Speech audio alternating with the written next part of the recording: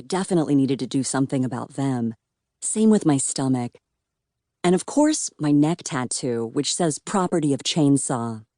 I traced my fingers over the faded script, sighing in disgust. I don't care how good of a kisser your 9th grade boyfriend is. Never get a tattoo of his name outside the bikini area.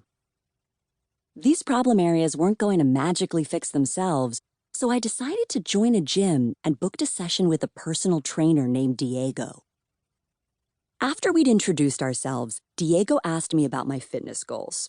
I told him that my wedding was in 3 months, and I wanted toned arms, a flat stomach, and sculpted legs. He told me he'd like a 9-inch cock that prints money. I thought that was harsh, but I had to respect his tough love approach, and I realized it might be just the ticket. Diego walked me over to the machines and instructed me to jog on a treadmill while he tracked my time playing Grand Theft Auto 4 on his phone. I logged 30 minutes, and then we set up a schedule where we'd meet twice a week. He also suggested I clean up my diet by drinking more water and prioritizing lean protein. I recognized that I had a long road ahead, but I left the gym feeling pretty good about my plan. As I was walking down the street towards 7-Eleven, mentally listing the reasons why a Monterey Jack taquito and Sour Patch Kids counted as lean protein, an unfamiliar voice called out to me. I turned and saw a fit 40-something woman with spiky hair leaning against a brick wall. "Hey, are you serious about getting that bridal body?" Hell yes, I was, but how did this lady know my deal? She answered me before I could even ask. "I saw you talking with Diego," she said, eyeing me up and down. "They give him cases like yours. Hip-centric?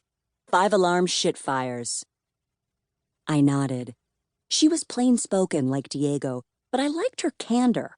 I gestured to my body. What should I do? She took out a scrap of paper and scribbled something on it. "Meet me at the docks at 1 a.m. and bring this in cash." I looked down at the paper. This is a receipt from Pick-a-Bagel. On the back. The mysterious stranger had written down a huge sum of money. Enough money to straight up buy a new life. And almost as much as what I'd been quoted to have a scientist graft my face onto a really hot person's body. I pocketed the paper and told the spiky-haired lady I'd have to think it over. And that night, as my fiancé Matt slept peacefully beside me, I did. I thought back to our first date in Central Park. It was a sunny afternoon in early autumn, and we lost track of time walking around the reservoir, talking and laughing.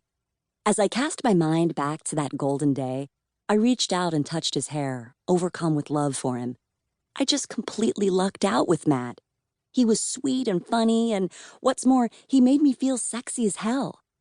But our chemistry went so much further than our physical connection. We electrified and nourished each other on a deep soul level. I'm not a religious person, but in Matt I had found a kind of cosmic completion, a reason to exist, a reason for anything to exist.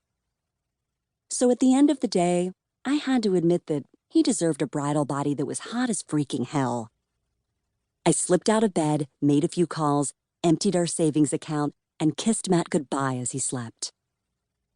When I got to the docks, the spiky-haired woman seemed startled to see me. "I wasn't sure you had it in you," she said. "You're damn right it's in me," I said, tossing over the bag of money with a swagger.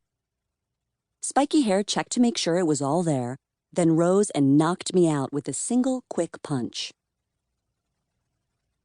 When I came to, I was blindfolded in the back of a truck, my head throbbing and my hands tied behind my back.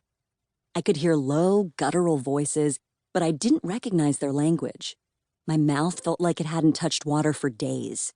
Finally, the truck came to a stop, and my captors dragged me out. Spiky Hair ripped the blindfold from around my eyes.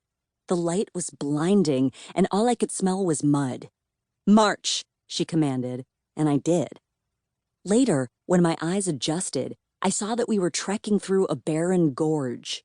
2 grueling hours later, we reached the opening of a cave. By this point, I had had just about enough. I was starving, sunburned, and wheezing from the repeated blows meted out by Spiky.